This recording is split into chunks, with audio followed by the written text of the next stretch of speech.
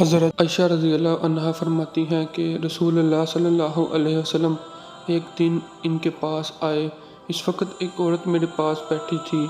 آپ نے دریافت کیا یہ کون ہے؟ میں نے عرض کیا فلاں عورت، اور اس کی نماز کے اشتیاق اور پابندی کا ذکر کیا۔ آپ صلی اللہ علیہ وسلم نے فرمایا ٹھہر جاؤ، سن لو کہ تم پر اتنا ہی عمل واجب ہے جتنے عمل کی تمہارے اندر طاقت ہے۔